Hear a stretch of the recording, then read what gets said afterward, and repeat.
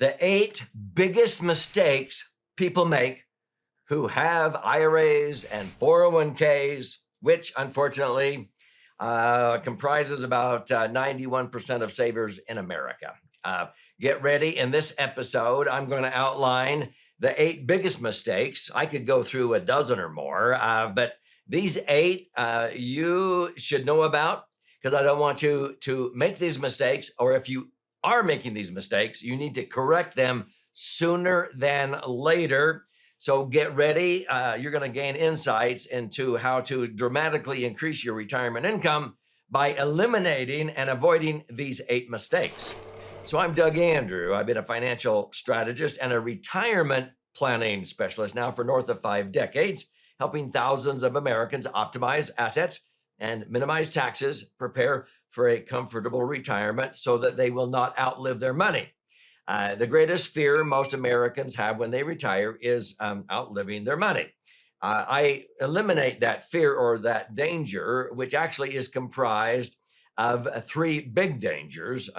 These 3 dangers cause most retirees to outlive their money: taxes, inflation, and market volatility. So I make my clients immune from that as a retirement planning specialist. Now, I just summarize it really quick, but let me go back and explain how to do that.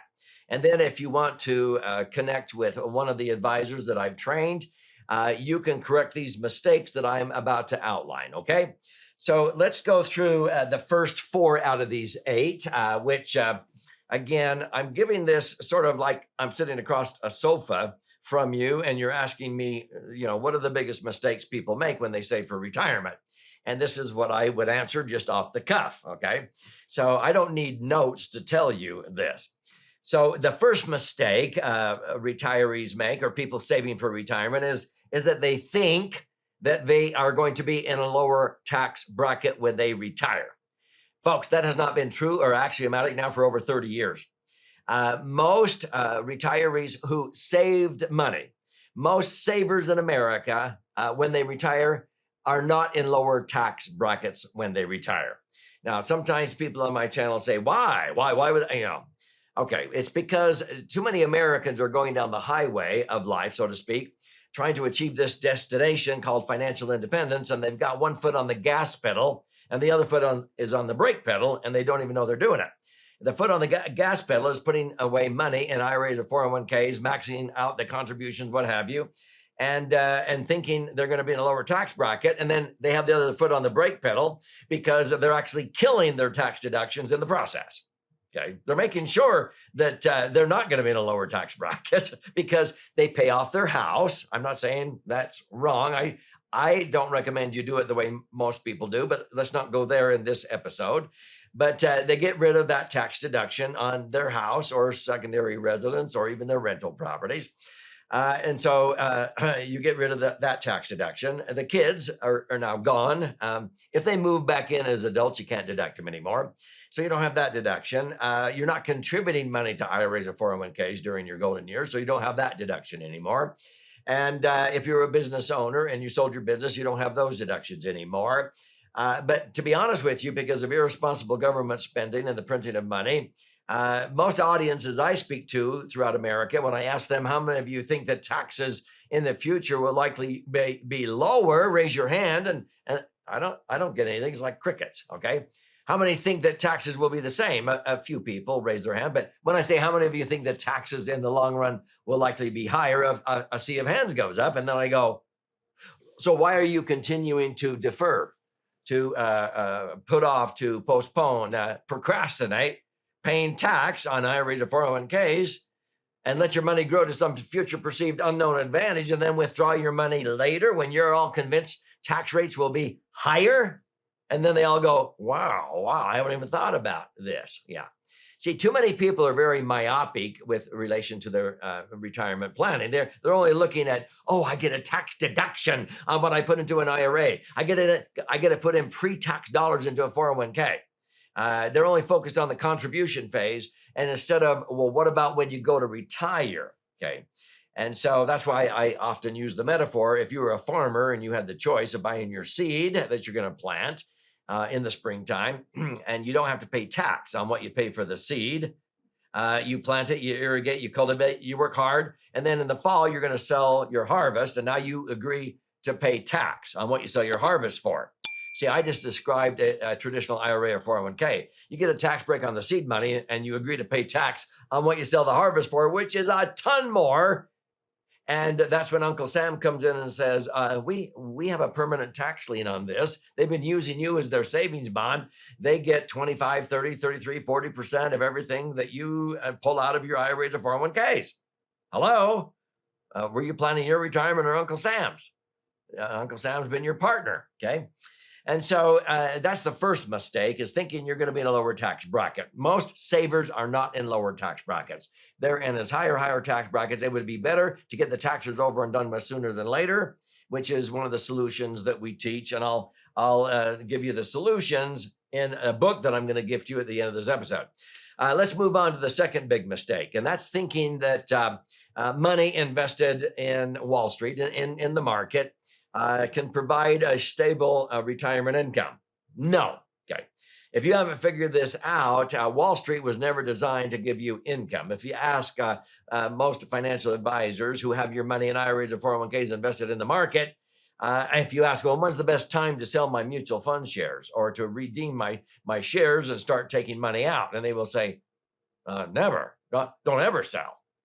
Well, can you show me an illustration of taking income out of my $1 million in this IRA 401k portfolio invested in the S&P 500, index mutual funds? And I would be shocked if a financial advisor shows you any more than a 4% payout, because they're not allowed to do that. That's because the average retiree in America with money in the market is only earning 3.49%.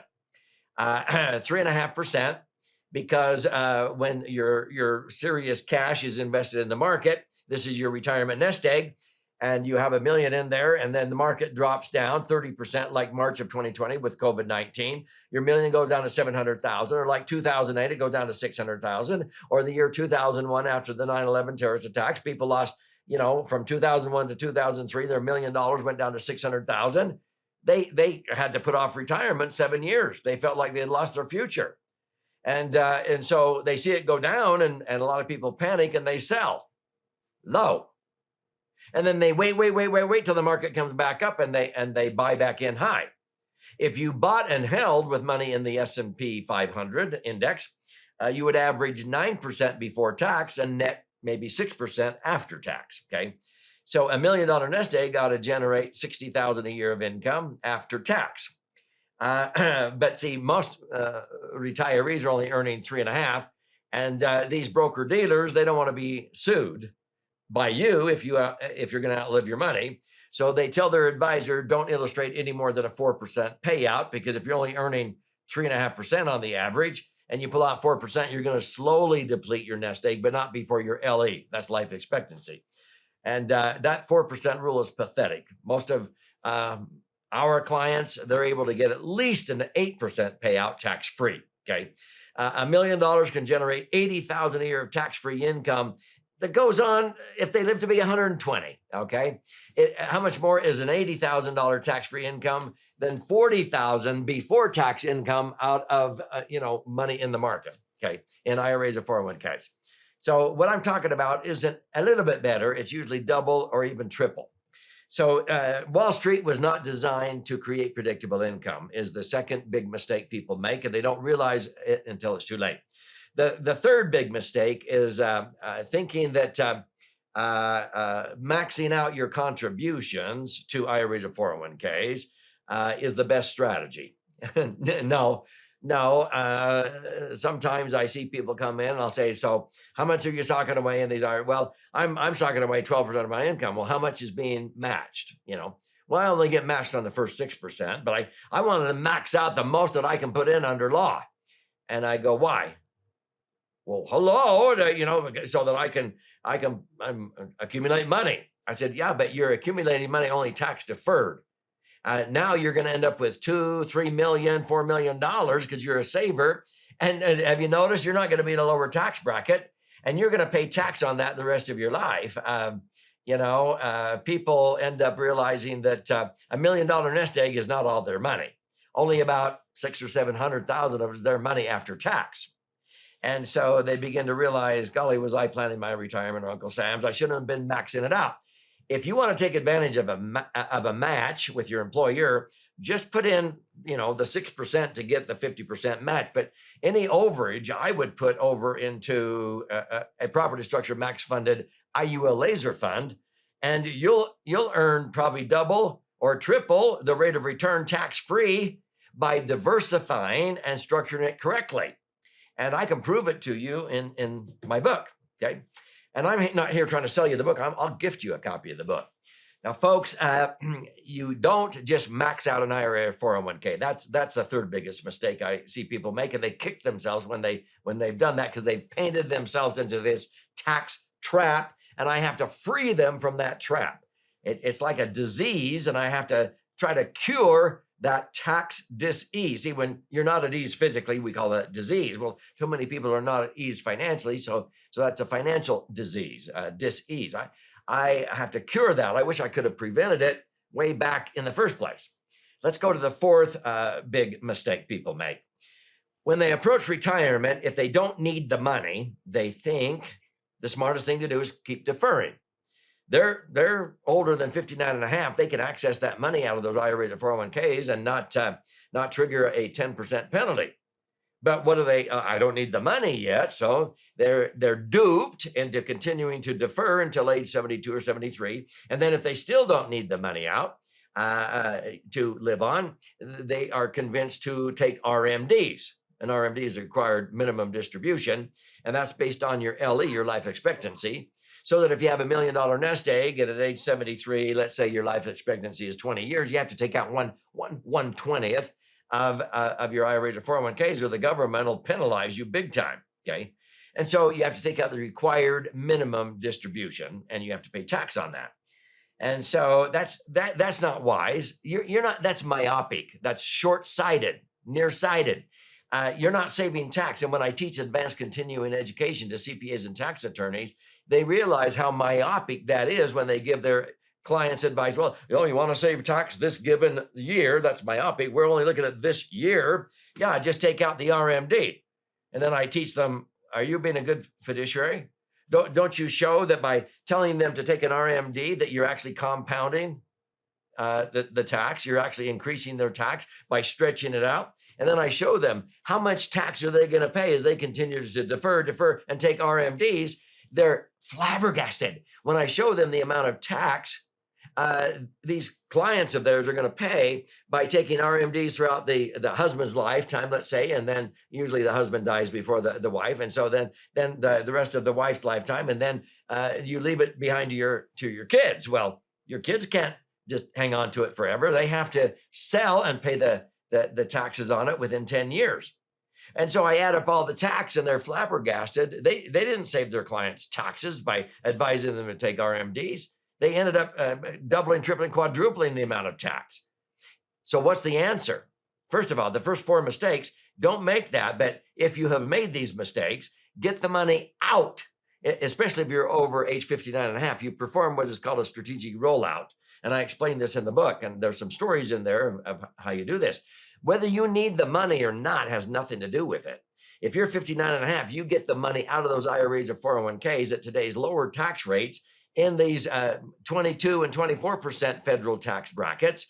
And you get the taxes over and done with sooner than later, and you reposition the net into something that's going to be tax-free from now on. And ultimately, when you die, it reimburses your spouse, your kids, with whatever you had to pay in tax when you got the money rolled out. And that probably went over your head, but you'll see what I'm talking about. You're not giving up anything.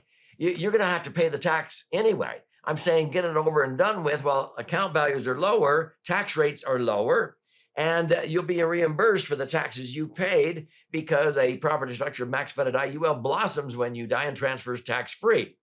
And so you can learn how to do that. That's called a strategic rollout. And I've saved school teachers, real estate landlords, physicians, all kinds of people $250,000, $500,000, $750,000, $1.2 million of unnecessary tax doing strategic rollouts. We took one couple in California from the highest tax bracket to a 0% tax bracket in 5 years. They now have 8 million in IULs that can generate 800,000 a year of tax-free income if they want. They don't need that. They only need 300,000, but they don't even have to file a 1040 tax return. You want income that does not show up on the front page of your 1040 tax return. They didn't want just 40 to 60% of their income tax-free. They wanted 100% of it to be tax-free. So we did it for them. So those are the 4 critical mistakes. Now, what are the last 4? Basically is maintaining liquidity. If you put money in IRAs or 401ks, you can't access that money without triggering what? Tax or a 10% penalty before age 59 and a half. Okay. You want to maintain liquidity on the majority of your money. And if the majority of your money is in IRAs or 401ks, you cannot access that money without triggering tax and penalties. It doesn't pass the liquidity test. What about safety?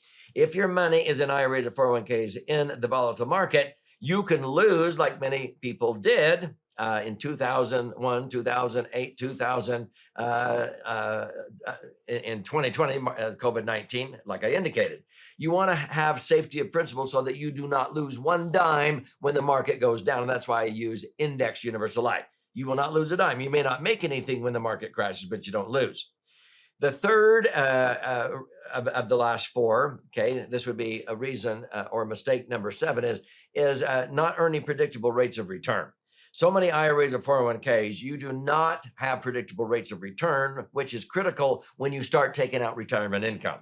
That's why people had to put off retirement 7 years after the 9/11 terrorist attacks and 4 years after the 2008 mortgage meltdown, because their value went down 40%. And if they started taking out money, they would have run out of money. So you want to have predictable rates of return that historically has outpaced inflation. And so most IUL accounts that we set up average, around 8% net after all costs and fees. But if you rebalance and diversify, many of our clients earn in excess of 11. If you earn 11, you'll net 10. Okay, $1 million can generate 100,000 a year of income, tax-free. Instead of $1 million in an IRA or 401k, you'd be lucky to get a 4% payout before tax to net 3% after tax, maybe 2% after taxes and fees. How much more is 100 grand than 20,000? It's 5 times the income. Are you getting it? That's why I'm talking about predictable rates of return. The last and 8th mistake people make is thinking that tax deferred is the best way to go, where you can actually have your money be totally tax-free. My favorite vehicle, property structured max funded IUL, is my favorite because it's the only vehicle in the Internal Revenue Code that accumulates your money totally tax-free, not just tax deferred. Under Section 72E of the Internal Revenue Code, you can access that money totally income tax-free, even before age 59 and a half, under Section 7702 of the code. And then when you ultimately die, it not only transfers income tax-free, but it blossoms. It increases in value and transfers tax-free. And people say, well, Doug, what are you talking about? Well, every million I might leave behind in my portfolio of IUL laser funds that can generate a 10% payout. If I died, it might double to as much as 2 million and transfer tax-free. That's how people get reimbursed for the taxes they paid on their IRAs and 401ks when they did a strategic rollout, okay? And so it blossoms and transfers tax-free. And people say, how much does that cost? Well, nothing's free, but it doesn't cost me anything. It's being paid for with that minuscule portion of money that would otherwise go out the window in unnecessary tax if I kept my money in IRAs or 401ks. I'd rather earn, 9 and net 8 and have that 1% cover all of that, including the cost of it blossoming when you pass away, than to settle for a 4% payout before tax to net 2 or 3% after tax and fees. Does that make sense? If you're getting a few epiphanies with this episode, I encourage you to study our most recent best-selling book that's been flying off of our warehouse shelves. It's called The Laser Fund. Laser means liquid asset safely earning returns. This is what you want: is liquidity, safety, rate of return, and tax benefits. Those are the last 4 big benefits. and the 4 last mistakes I've been going over in this episode. So eliminate those mistakes. Study how you can do this. This is 300 pages, but it's actually 2 books in one. This white covered side is all of the charts and graphs and explanations if you're a left brain learner. If you're more of a right brain learner, you learn more by stories. You'd flip it over to this book, the orange one, and it is about 100 pages, 12 chapters with 62 actual client stories. And one whole chapter in the right brain side contains about a half a dozen stories of people who have used this with their retirement planning, and it knocks the socks off of IRAs and 401ks. I also have a chapter on strategic rollouts, and you'll see stories there of the school teachers, the real estate landlords, and so forth, of how we took them from the highest tax bracket to a 0% tax bracket. So simply go to laserfund.com, click on the link below. You contribute a nominal amount towards the shipping and handling. I'll cover the rest of that. I will pay for the book. The book's free, but you've got to have a little skin in the game and contribute towards the shipping and handling. And when you're in there claiming your free copy, if you like to listen and learn or watch and learn, there's those formats available for your investment. But you can schedule an appointment to talk to an IUL professional that I have trained, I oversee, because you're going to want to make sure an IUL laser fund is structured correctly and funded properly to do what I'm talking about in this episode and on this channel. I don't want you to make any more mistakes. Eliminate, prevent these 8, and don't make any more mistakes by making sure that when you set up your IUL laser fund, it is done correctly.